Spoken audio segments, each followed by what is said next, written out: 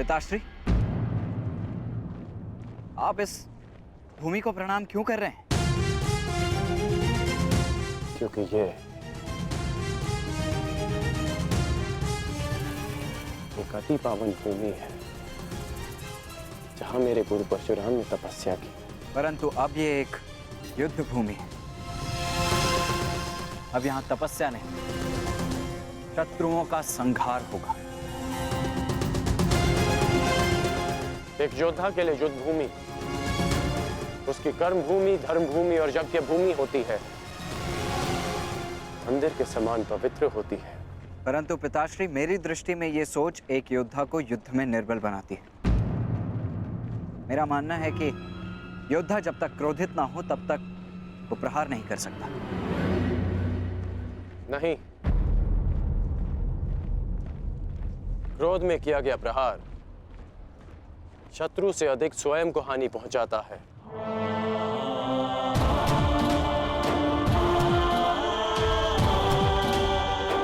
परंतु ये तुम्हारा नहीं, तुम्हारी आयु का दोष है। जब मैं भी तुम्हारी आयु का था तो ऐसा ही सोचता था। मेरे भीतर भी यही आक्रोश, यही क्रोध था। परंतु मेरे गुरु परशुराम ने मुझे सिखाया है कि कैसे अपने क्रोध को अपना शस्त्र बना, अपनी दुर्बलता नहीं, कि कैसे शांत मन से उस क्रोध को प्रहार में परिवर्तित करना चाहिए। पुत्र, जब भी शत्रु सामने हो तो दृष्टि में अवश्य क्रोध रखो, परंतु मन शांत रहना चाहिए। परंतु पिताश्री, आज जो मैंने देखा वो तो कुछ और ही था। जब आप पांडवों के समक्ष थे, आपके दृष्टि में क्रोध नहीं था। कोई योद्धा कैसे अपने शत्रुओं को कोमल भाव से देख सकता है?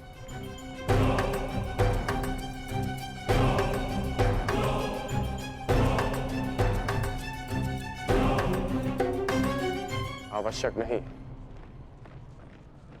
कि हर कोई जो हमारे विपक्ष में खड़ा हो, हमारे विरोध में खड़ा हो, वो हमारा शत्रु हो।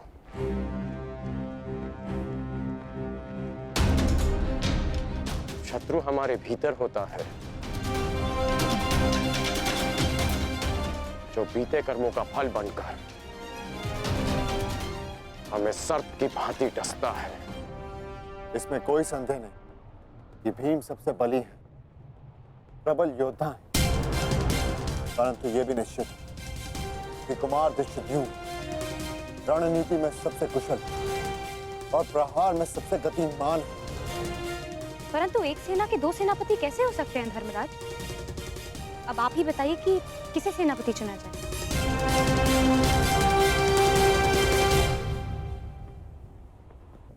मेरा निर्णय यह है कि हमारी सेना के नेतृत्व के लिए सबसे अधिक योग्य एक विकल्प शेष है युधिष्ठिर।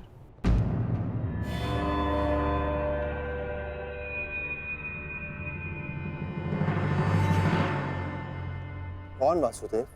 सेनापति पद के लिए भीम से अधिक कुशल और कौन हो सकता है? भीम की कुशलता पर मुझे कोई संदेह नहीं, परंतु हमें एक ऐसा सेनापति चाहिए जो युद्ध में गंगा पुत्र के समक्ष खड़ा हो सके।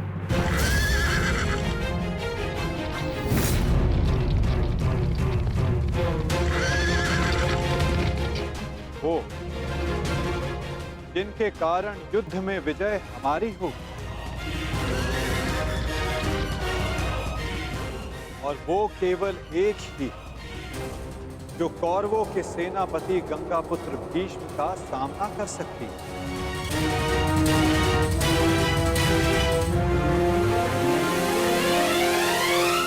शिखंड।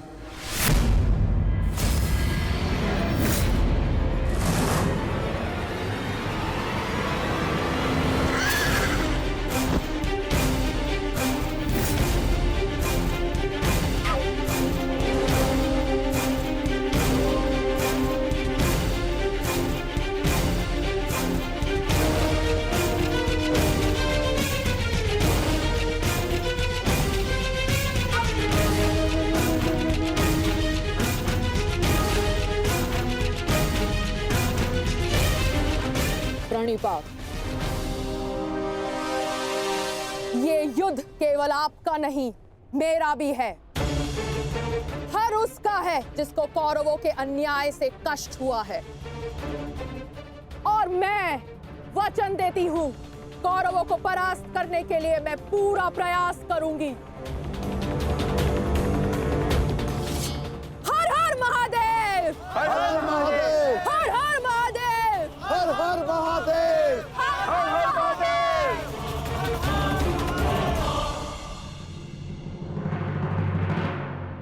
एक समस्या अब भी सामने है वासुदेव।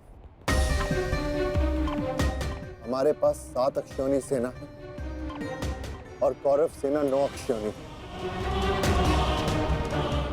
हमें कोई ना कोई समाधान अवश्य निकालना होगा वासुदेव। उन पांडवों के पास 7 अश्विनी सेना है और हमारे पास 9। चिंता करने की आवश्यकता उन्हें है, हमें नहीं।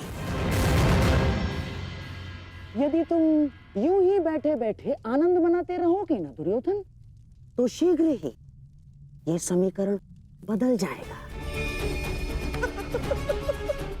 ना, मेरे कहने का तात्पर्य ये है कि शीघ्र ही ये समीकरण बराबर का हो जाएगा दुर्योधन। समझ गए? कैसे?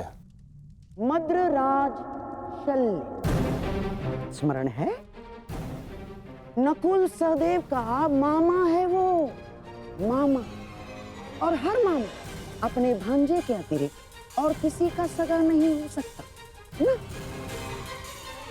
और ये बात तुमसे अधिक कौन जान सकता है? उसके पास 2-2 अक्षौणी सेना है, 2-2, और वो भी अति शक्तिशाली।